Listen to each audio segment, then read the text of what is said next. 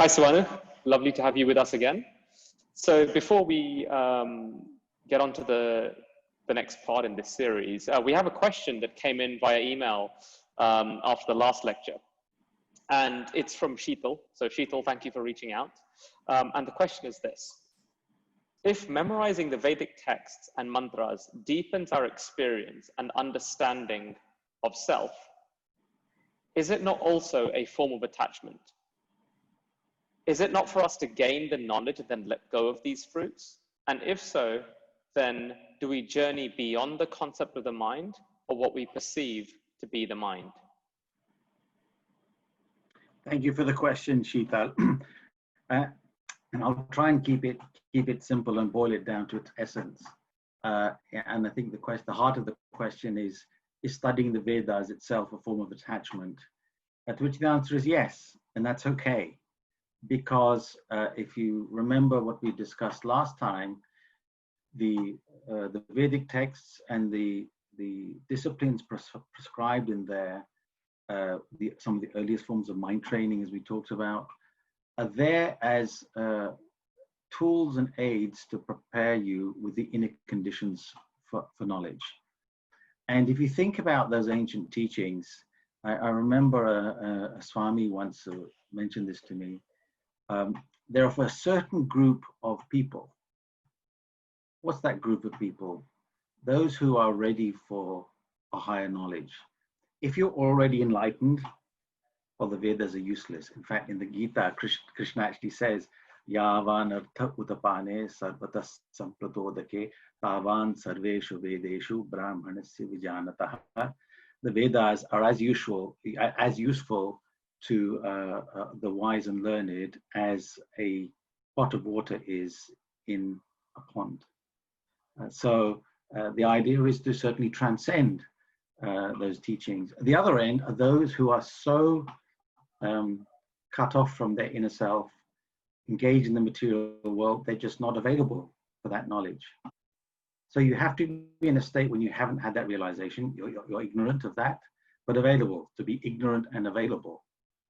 And for many of us in our lives, it could be a triggering event. It could be something we come across or we meet some people who inspire us, who force us to ask the question, is there more to life than this, than just the daily meal that we live? And it's for those people who say, I want to understand myself more, my purpose in life better, that these ancient teachings then call to. There's another verse in Sanskrit, Vaktaro kim karishyanti shrota yatra navidyate. What will a speaker do when there's nobody to listen? It's one of the reasons why our most traditional teachers will not go and give big lectures or go out and evangelize, because the view has always been those who are interested will find the teacher when they are ready. And so the purpose of that study is to create those inner conditions for knowledge and to ultimately transcend those so you can discard them. It's actually embedded in the ancient teaching methodology that we won't go into here, but if we do a future course on Vedanta, we will. It's called Adhyaropa Apavada Prakriya. What does that mean? Is we give a temporary teaching to serve a certain purpose, to remove a misconception. And when the teaching has served its purpose, you discard the teaching. The example I give, I know I give a lot of science examples, but a simple one, when you start your study of physics and chemistry, you get taught that the atom is a ball and there's an electron running around it. Then the teacher says, do you get that? You understand that? Good. Now, discard that teaching. Think of a wave, and an electron as a wave moving around. And when you look at the nucleus of an atom, there are protons or neutrons inside. You get that teaching? Right. Now discard it. There's actually a particle wave duality to an electron and to particles, and so on. You go deeper and deeper. Similarly, that's how the Vedanta tradition teaches about the deeper truths of the universe. So thank you for that question. You study, you use your study to prepare yourself for higher knowledge so that when it comes, you can transcend those initial teachings that you've had. Thank you very much, Subhanu. So welcome everyone to this part 3 in the series PURÂ NAVA, Ancient Teachings for Modern Times. In case you missed parts 1 and 2, don't worry, you can always go to Bhavan's YouTube channel and catch up on all of that content. And so this is the third in a 4-part series. And once this finishes, Subhanu will be conducting a course as part of Bhavan Summer School on Vedic chanting. So if this is just if this whets your appetite, then this is a great intro into what he has lined up for that summer school. So without further ado, back to Subhanu for part 3. Thank you, Raghu. Shri Gurubhyo Namaha Harihi Om. Om Yavat Sthasayanti Girayaha Saritascha Mahitale Tavat Ramayana Katha Lokeshu Pracharishyati. Om Narayanam Namaskritya Naranchaiva Narottamam Devim Saraswatiin Chaiva Tato Jayam Udirayet. Welcome to this third lecture, where we start to pivot from the immense knowledge that we shared in previous lectures that exist in the Vedas, this wonderful grand vision of a unified existence and reality that is us, within us and without us, that was further elaborated in the highest philosophies of the Vedic tradition that you find in the Vedantas texts, the Upanishads, and then also the commentary Brahma Sutra and the Gita, which we'll come to. And whilst they tell a number of their messages through stories, we now get to how do you start practically applying those? And we learn through stories. And that's where the ancient epics of India come into play, which are the Ramayana and the Mahabharata. So this is a bit of an impossible task in 30 to 40 minutes to give you the essence of essentially 124,000 verses of Sanskrit text. So we won't be doing that, but we'll be giving you a taster as to what you find in these texts to spark your interest for further and deeper study. These are revered stories and texts of India. I mentioned last time that the TV series of Ramayana and Mahabharata are playing on television during lockdown. And these are sources of discussion, inspiration, also questioning because of the content of these stories.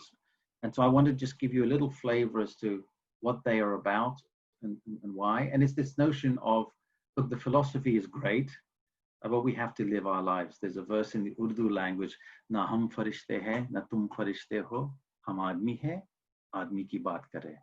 Neither am I an angel, nor are you. We're men, let's speak like men.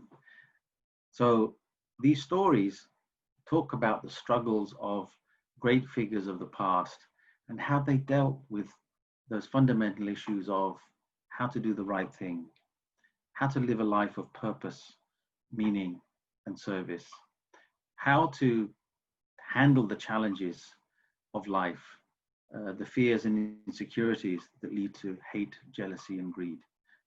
And where do we draw inspiration from? And how do we then take some of the messages and lessons from those stories so that we may ourselves lead better lives and make a difference in the world? And that's the beauty of the Ramayana and Mahabharata, that they do this through the lives of Lord Rama and the families, the Pandavas in the Mahabharata, and through their episodes of challenges they face, their lessons for all of us. Also, I should say the Ramayana of Valmiki, the ancient sage who wrote it, it's called the Adi Kavya, one of the most ancient Sanskrit poems that we have. When we look at the grammar as an example that Valmiki used, you can see that it was written at a time that predated the great grammarian Panini from 400 BC, who codified the Sanskrit, the classical Sanskrit language, and much of his language you can see predates that. So these are ancient stories. And the essence of the story starts with a question, who is an ideal man? We used to recite the Bhavan, the first few verses of the Valmiki Ramayana. Om tapaswadhyaya niratam tapasvi vagvidambaram naradam paripaprachak Valmiki Munipungavam. Valmiki, the sage, is meditating on the side of the river. Narada comes by and he asks him a basic question.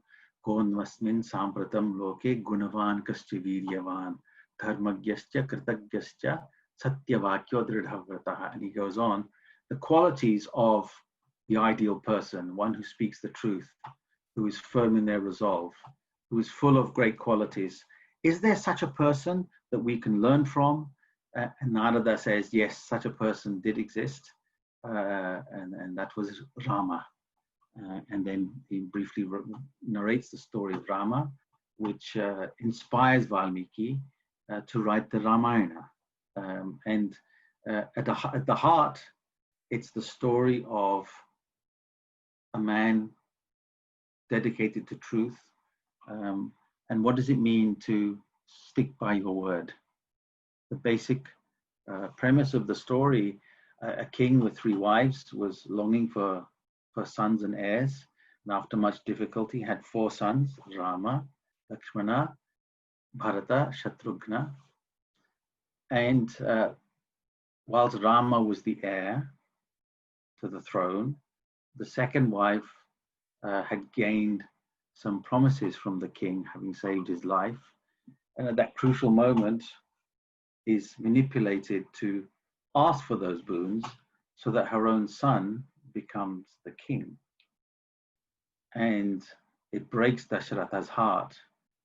But once you've given your word is your bond, you stick by it. And when Rama is told the conditions of giving the throne to his younger brother Bharata, Rama says, my father gave his word, I'm going to honor that word without hesitation. And he goes off on the second part of the promise was to go on exile for 14 years. He goes on exile. His wife insists on going with him, as does his other brother Lakshmana.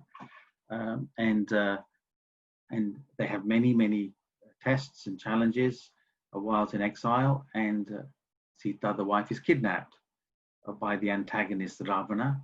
And Rama goes to release her, free her, and meets many friends along the way, including the great Hanuman, an important figure to many Indians.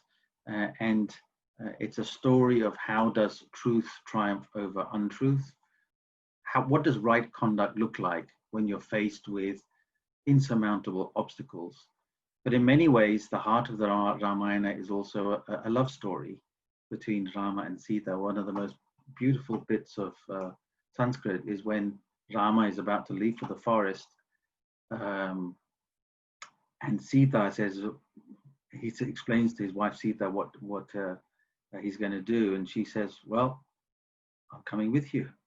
And persuades him, basically tells him, said, we have become one after marriage, we're life partners, and bhartra bhagyam tu bharyeka, he says, and also the wife is the fortune of the husband, or husbands, remember that out there, that your good fortune comes from your life partner. And the notion that she is his strength as much as he is her strength is at the heart of this beautiful love story. I was explaining to a couple whose marriage I'll be conducting later in the year, the wedding mantras that we have in our ancient ceremony, and how at the heart of it, it's a pledge to each other to be each other's best friends, and how whilst their bond is a rock for society, the wife is the Shakti, the strength for the husband, as the husband protects the wife. So it's a very mutual, dynamic, loving, caring relationship. And you see that between Rama and Sita in this beautiful story of the Valmiki Ramayana, some of the greatest poetry that's been written in the Sanskrit language.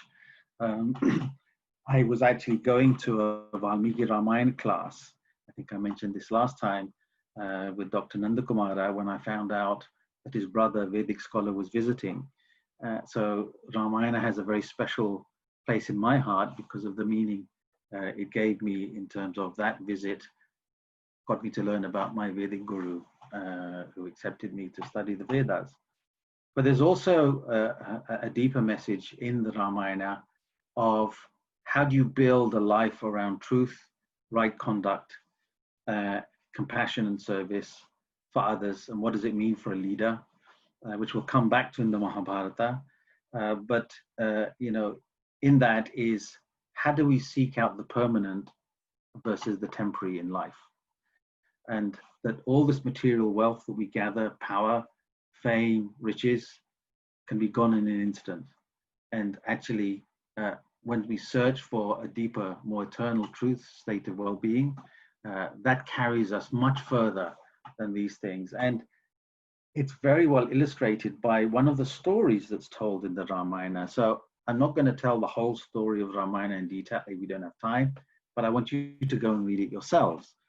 But there's a wonderful story between the family, about the family priest Vasishtha and a great sage Vishwamitra, who composed the Gayatri mantra. In the Rig Veda, book 3 is composed by Vishwamitra. And how Vishwamitra became a great sage, and it was through envy initially. As a king, his name was Kaushika, that he would visit.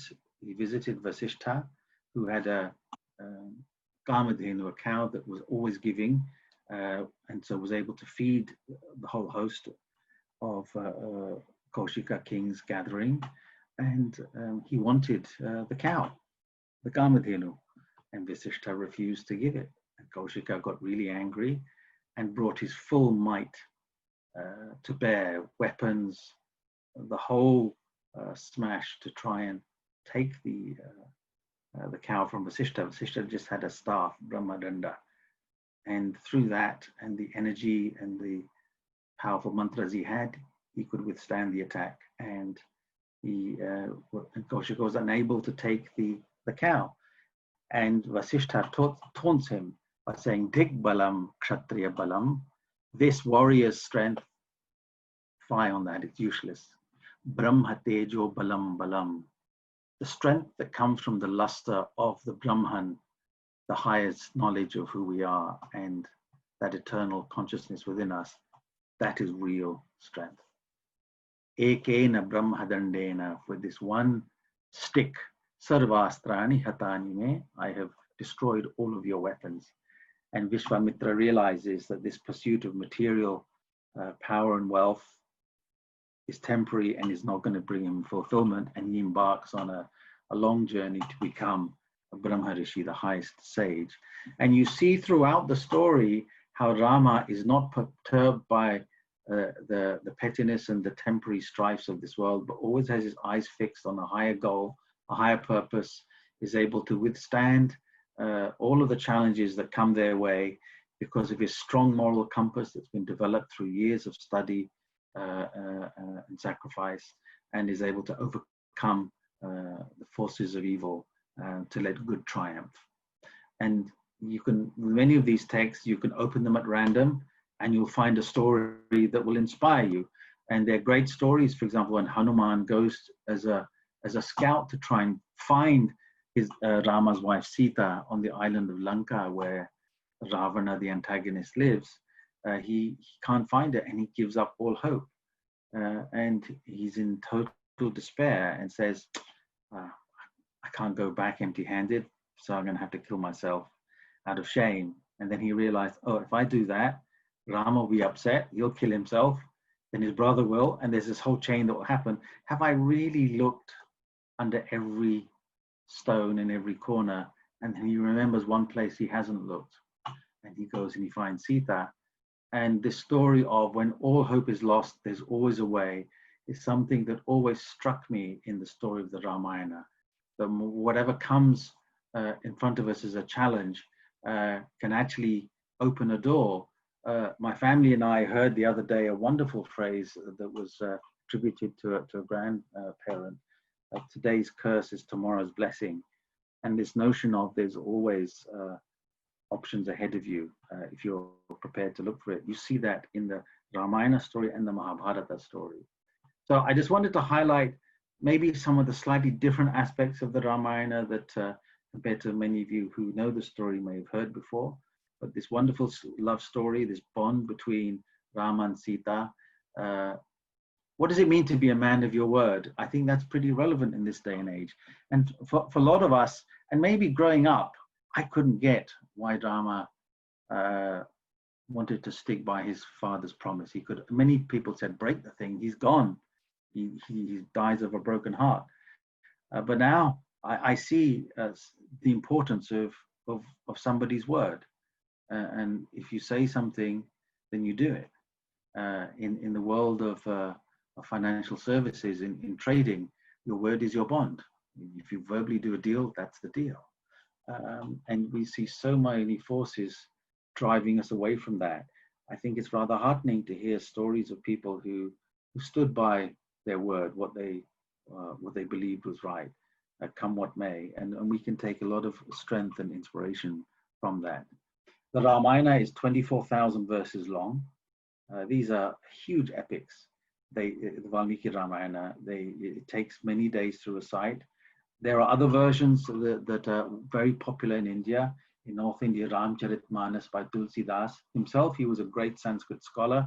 And we do Akhand Ramayana, 24 hours. We will read the whole Ramayana story as written by Tulsidas ji. You then have Adhyatma Ramayana. There's so many stories. We were struck, we visited Bangkok, and in the royal palace, the whole story of Ramayana is on the palace walls, and you can walk around and see the whole story of the Ramayana. So it's spread across Southeast Asia and has huge influence. And the first verse I recited at the beginning was a verse that praises the Ramayana. It says, as long as mountains stand and rivers flow, the story of the Ramayana will be cherished in this world. And I think that's absolutely true. And I would strongly encourage everyone to find copies. There are many good English versions available at the Bhavan's bookshop, but elsewhere online, that you can read to acquaint yourself with the story of Rama. Of course, the best way would be to study Sanskrit. And the amazing thing is, one of the first Sanskrit texts you probably would study as you go through your various courses of Sanskrit would probably be Valmiki's Ramayana. He managed something amazing, very simple Sanskrit, but very beautiful, profound Sanskrit. And the verses are a joy to read, to listen, and understand. So that's a little bit about the Ramayana. We then turn to the Mahabharata, which is more than just a story. It is a compendium of legends that have been gathered over the millennia in India, and is a source book of Indian mythology in many ways. The Mahabharata, as we have it today, is 100,000 verses. That's 7 times longer than the Iliad and the Odyssey put together. It's massive. And it is said that whatever is in the everything in the world around us, you will find in there. If it's not in the Mahabharata, it doesn't exist. That's how comprehensive the Mahabharata is in terms of covering the sacred, the profane, the spiritual, the material, and all centered around this core story. We believe originally the book was called Jaya. So the second verse I recited, Narayanam Namaskritya Naranchaiva Narottamam, having saluted Narayana and the best of men, Devim Saraswati Jaiva, and the goddess Saraswati of knowledge, Tato Jayam Udirayet. And one should study the work called Jaya, meaning victory. Various scholars have tried to estimate that core story was maybe 9,000 verses long. Just to give you a context, the Bhagavad Gita in the Mahabharata, 700 verses, takes about 3.5 hours to recite. So even the core was pretty long. Imagine 100,000 verses. And legend says that Vyasa, the great sage, wanted to write down this incredible story of this warring set of families, and needed a scribe, and so asked Ganesha our elephant deity, to do that, who broke off a tusk to write the verse. And Ganesha had a condition to Vyasa that the moment you stop saying the verses, I'll put my writing implement down, and that's it, done. So Vyasa gave a condition back, which was, but then you need to make sure you've understood every verse I say before you write it. So throughout the Mahabharata, you find some quite difficult verses, which is probably Vyasa throwing in a tougher verse so that Ganesha said, I need to stop and understand what this means before I write it down. So the story of Mahabharata is a story of a particular dynasty, the lunar dynasty of kings. And you do find in ancient Vedas reference to some of the kings of that dynasty. So there is some historical basis to the story of the Mahabharata. Archaeologists have excavated where they believe could have been the ancient city that was described in that text of the ancient kingdom. And it tells a story of essentially a kingdom with a king who was blind and was given the kingdom because of the death of his brother. That physical blindness led to an internal blindness.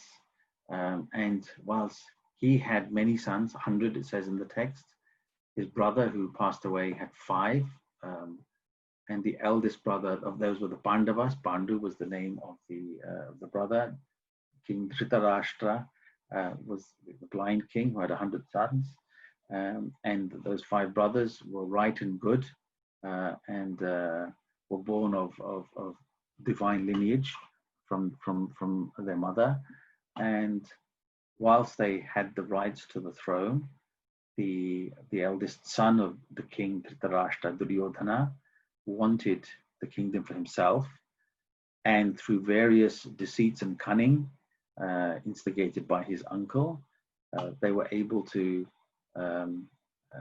take the kingdom from them in an infamous set of gambling incidents, some horrific, where not only did they gamble themselves away, but they gambled their wife away, which led to some very unpleasant scenes, and showed to me that whilst we may have progressed in many ways in terms of technology, human nature has not evolved a lot over the last few thousand years, and we still do the same hateful things described in the Mahabharata, the way we treat fellow men and women. There's still massive room for improvement. But the Mahabharata shows us the consequences of not following right actions in those situations. Obviously, when they return from their exile, Duryodhana refuses to give the kingdom back, which leads to an apocalyptic war. The numbers that are given illustrative, but the dead were counted in the millions in some of those texts. I think millions is used just to show many soldiers. But through all of that, at the end, good triumphs over evil for sure.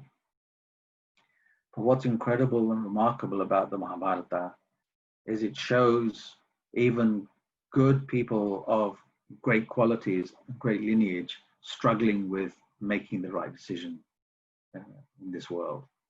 And that also almost makes it much more relatable. I often say very few people show up to burn the world down. Most of us show up to make the world a better place. But through various insecurities, fears, envies, we often get taken down the wrong path. And you see that happening in this great Mahabharata story. And that core story then became a backbone to be elaborated on with other legends that were told as teachings for us, for the Pandavas, the good, but also for not just only what is right living, but also what is wrong living. And if you were to strip it down to its essence, it talks about living your life as a yajna, as a sacred offering to some higher purpose. Living a life where you give more than you take from this world, inculcating a strong inner moral compass through right learning and education early in life, by reaching out to the right teachers, creating the right environment so that positive energy flourishes and can then overcome the negative energies in the world around us. So it has many lessons for us as parents, as guides, as teachers, and also importantly, lessons for statecraft and leadership. You find some of the greatest leadership texts in the ancient Mahabharata. Just to give you a few examples, one of the advisors to the blind king, Vidura, who's also his half-brother, is born from a maid, from the working servant class, but he is wise beyond his years. And when the battle is about to start, he gives advice to the blind king on the art of statecraft and the importance that a king must always do the right thing, even if it is at personal cost. That's called the Vidura Niti. You can find copies of the Vidura Niti available. I think there's some online, but also available to purchase. And it gives very practical tips on how you should deal with difficult situations and have the courage to always do the right thing. One thing that helps you to do the right thing is to have the backing of others.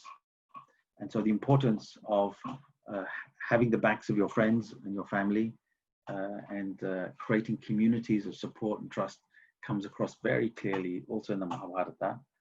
You then have the great Shanti Parva. So the Mahabharata, these 100,000 verses are divided into 18 chapters.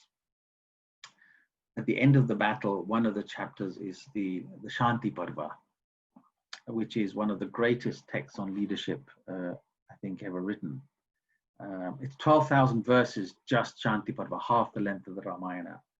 And it comes at a point in the story when the battle is pretty much over.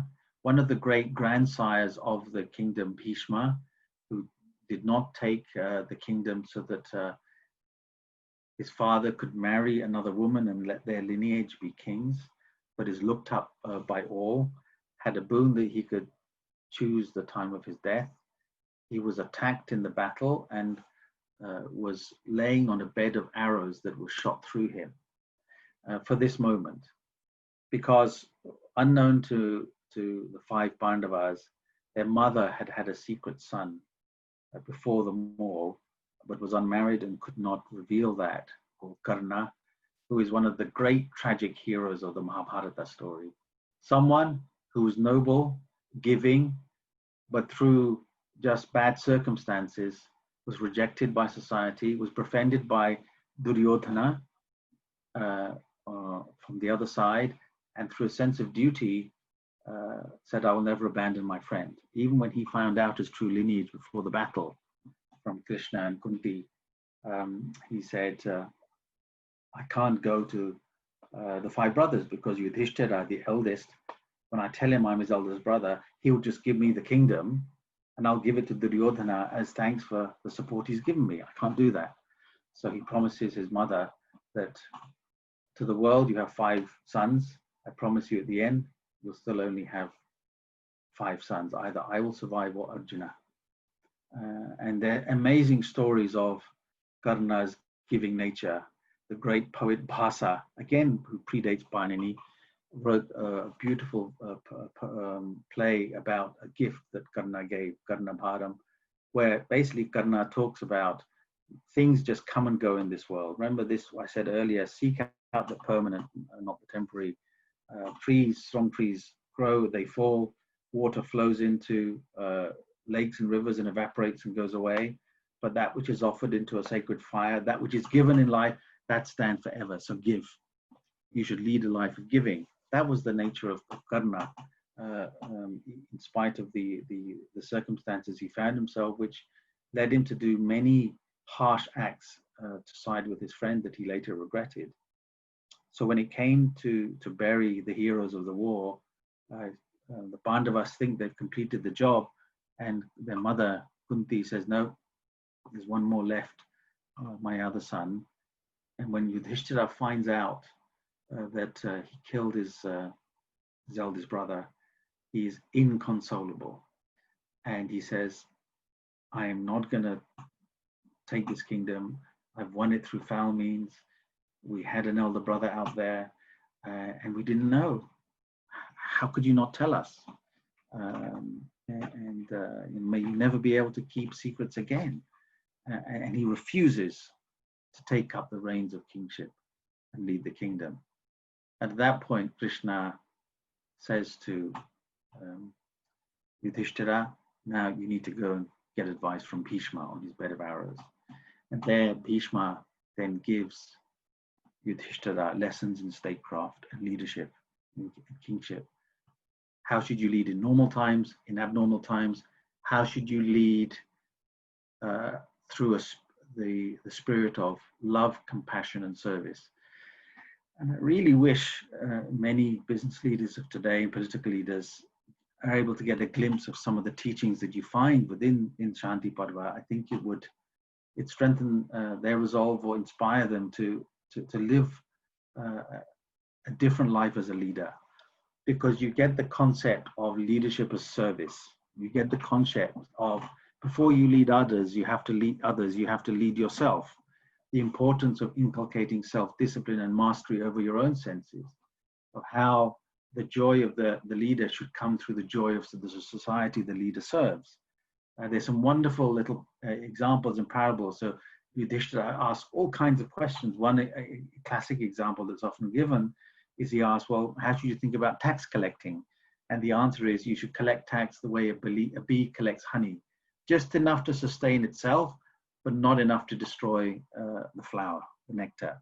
So the importance of balance is taught in Shanti Parva and many others. Maybe at some point, if the universe permits, we can do a lecture series just on Shanti Parva alone. But behind all of this, you've probably heard I mentioned the name Krishna, that Krishna is the towering personality in the Mahabharata, who always inspired me for many, many reasons. But in the story of the Mahabharata, he is really without title. He's not the king, but he sits above all other kings. They all go to him for guidance and advice because he leads through his content and his absolute devotion to dharma, the right way of acting. And in some cases, he's the orchestrator of many events in the Mahabharata. In others, he's the witness. But he is the one that essentially facilitates, is a catalyst for the story to be told, to be salutary lessons for us as to how to deal in the challenges of life. And this is no better encapsulated than in the Bhagavad Gita, which is told at the start of the Mahabharata. In our final lecture, we will focus on the Gita and try and pull out from the teachings of Krishna to Arjuna the key lessons that can be very relevant for our modern living. And we'll do that in the final session in a couple of weeks' time. But again, the Gita is a book that you can pick up at any point, take a verse and find inspiration that will carry you for days ahead. There are actually many Gitas in the Mahabharata. Gita means song, but there are many stories that are told about people facing certain challenges and messages.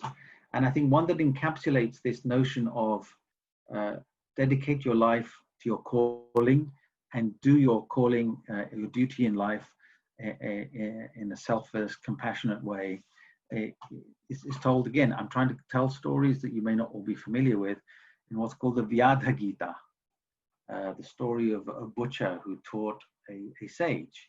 It will be the final story I'll just tell, and then we'll go to some questions. So if you just can think about posting some questions for Raghu to ask. But again, there was a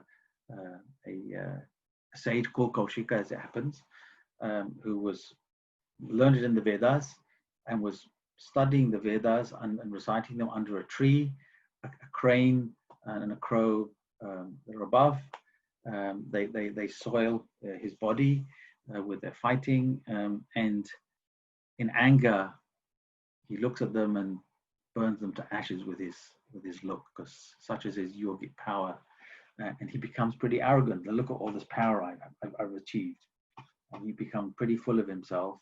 He goes begging for alms and goes to a house where a woman comes. He says, I would like please give me some alms so that I can eat. She goes and doesn't come back for a long period of time. And he gets all upset. I'm going to curse her when she comes out again.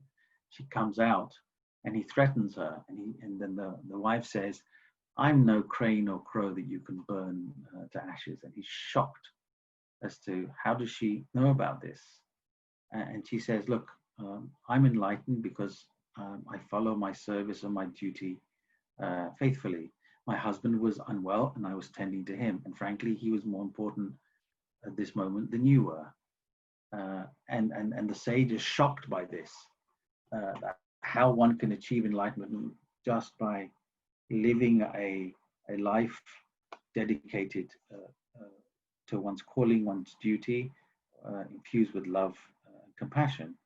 And he then says, well, teach me more. And she says, well, actually, you need to go into town, Mithila was the town, and find Vyadha the butcher. He will teach you. And Kaushika is confused. Someone in such a violent profession is going to teach me. Let's go and see. He goes.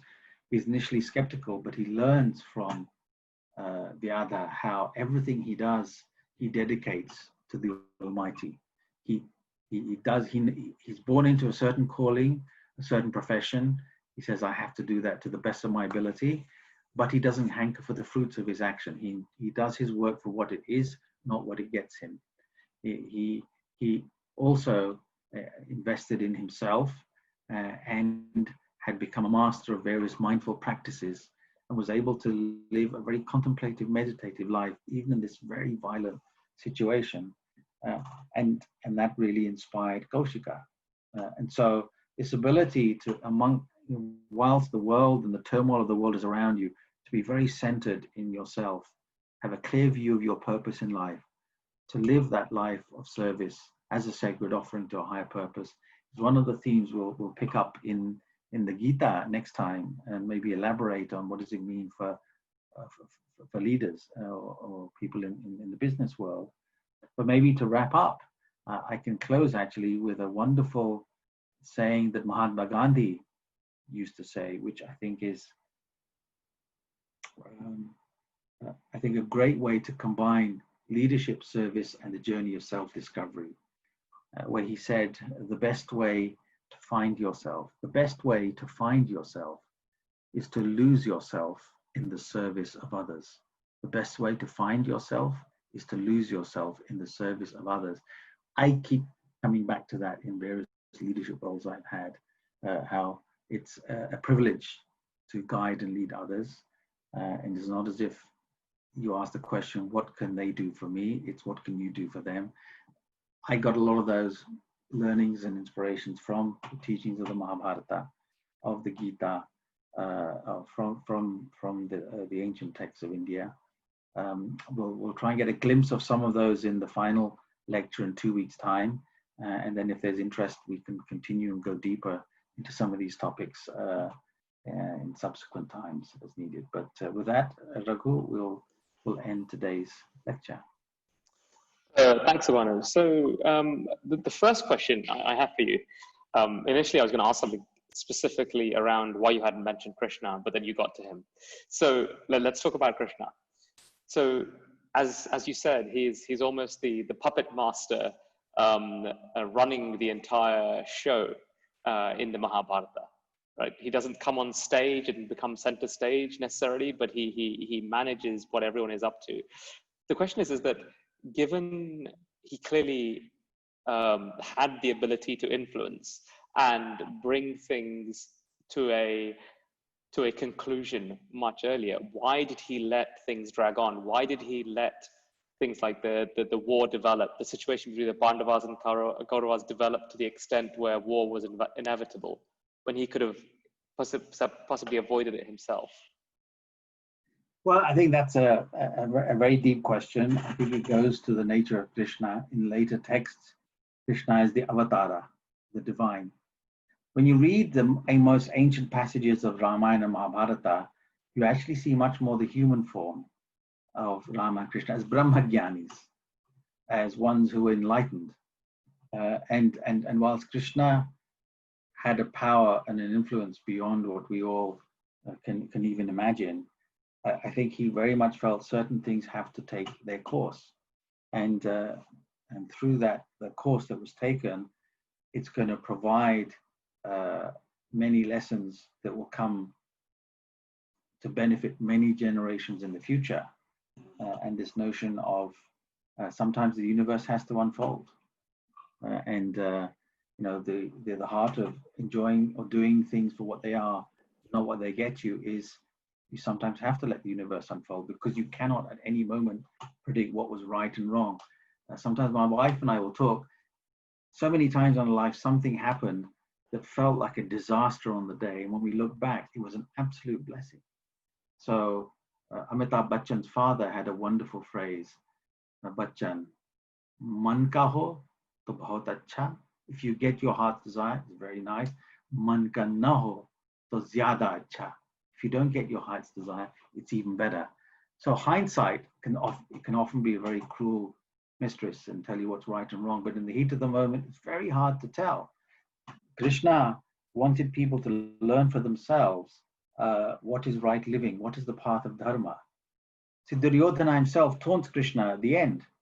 And when Krishna actually taunts first, saying you deserved everything that's coming your way. And Duryodhana says, Janami dharmam nachame pravritti. I know what the right action was, but I can't go towards it. Janami adharmam. I also know unrighteous conduct. Nachame nivrittihi. I cannot move away from it. Tvaya hrishikesha hridisthitena.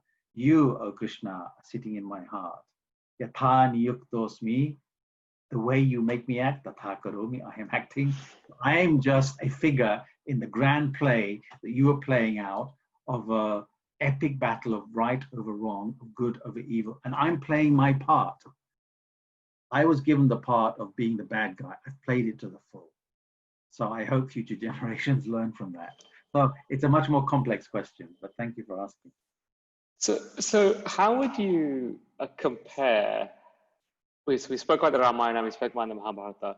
How would you compare the characters of Rama and Krishna? They're both avatars of Vishnu, but they're very, very different representations in how they're portrayed in those two great epics. So how would you contrast their characters and maybe why they had to take those different roles? I'm not sure I would say they were that different at the heart, but everyone has to live in the times and the context that they are born. Rama was born a prince, was born with a specific purpose. If you read the later Puranic texts and the traditions of India, they came to this world to vanquish a certain evil and to establish right conduct. And that's the Avatara set of teachings.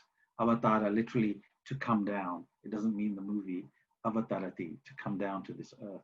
But over history, great inspiring individuals have come to lead us through darkness. So Rama was born in the context of a prince that had the rights to do everything and had them taken away from him. And how should he act through that? I see in Rama a devoted husband, and I see the love story much stronger in Ramayana, just because of how it's written.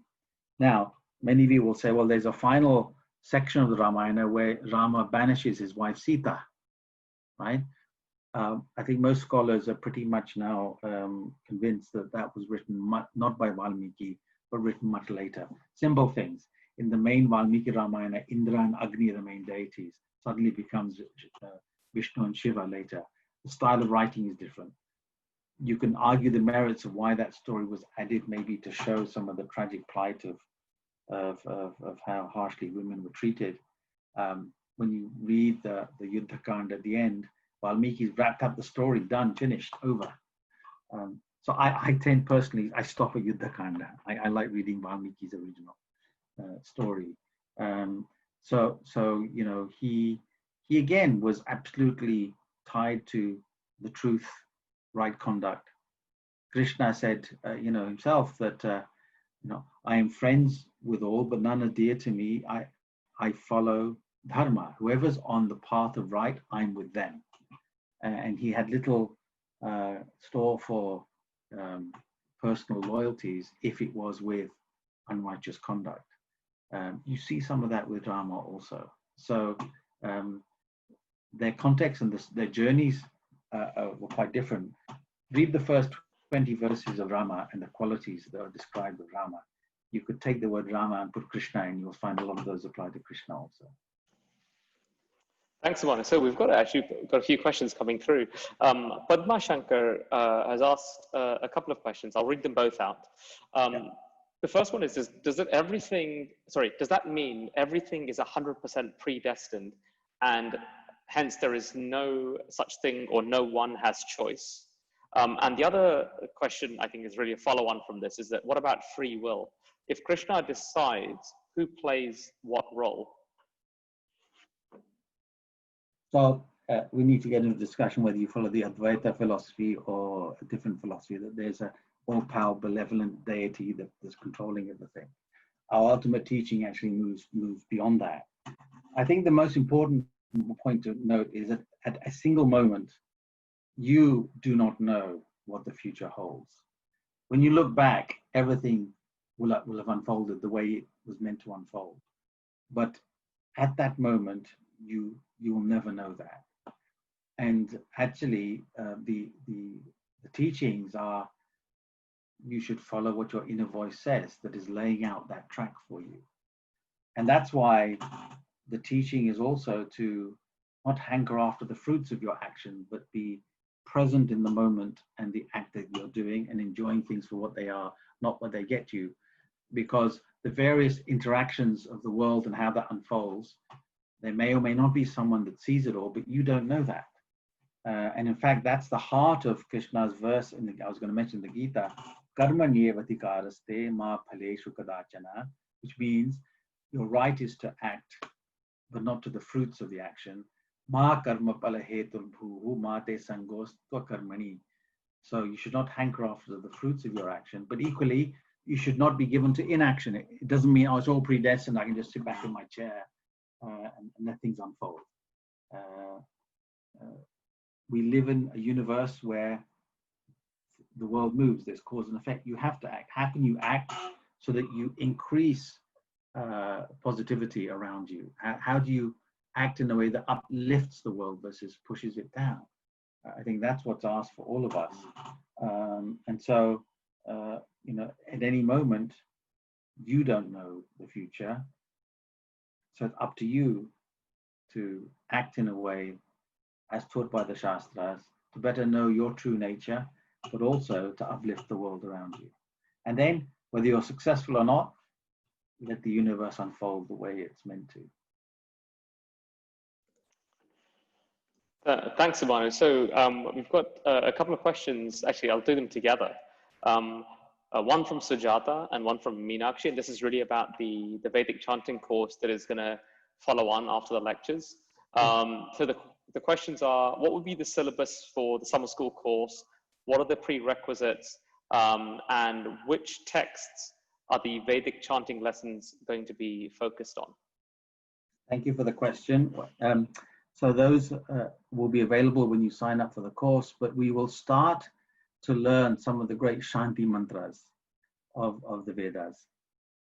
These are mantras designed to bring peace of mind, calming energy to ourselves and the world around us. And we will also understand the meaning of these Shanti mantras, as well as learn how to recite them with the correct Swara. So when you sign up for the course, you'll be given a document with the text that we'll be studying. And we will then go through those. There's the introductory lecture, I think, is actually this Monday, I believe, Raghu, is that right? And then we'll do Friday, Saturday, Sunday for the next 3 weekends. because Vedic chanting, you need that continuity to help you internalize and memorize the texts. So again, that's an opening, and then we'll take it from there, depending on how quickly people are able to master the chanting of those Shanti mantras that we can go on to. The next question is from Wilma, and she says, maybe the question is, who are you? At what state of consciousness is there a perception of choice? And at what state of consciousness is the creation just is? The creation just is. What is the difference between you and Krishna? So that's getting quite deep and philosophical. I think that state is always there. We just don't perceive it because we're ignorant of our true nature. It's a very important point to be made here. Shankaracharya says that the wrong way to think of a spiritual journey is that I'm at place A and I need to get to place B, where suddenly something mystically, magically changes. I have always been and always will be an eternal, shining, eternal light. I am coaxed in this body, which means that I see the world in a different way.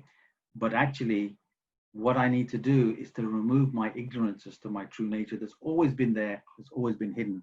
And the story that's told is of a prince who's lost in a forest, loses his memory, and stays with the people in the forest, but he's always been a prince. He just didn't know it. And so a lot of the teachings are around helping us answer that question. Who am I?